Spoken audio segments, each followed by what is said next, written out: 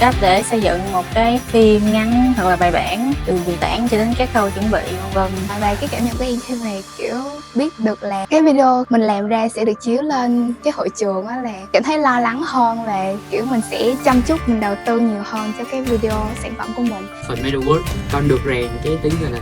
mindful, tại vì con chỉ cần làm sai một bước thôi là con sẽ phải làm lại cái project đó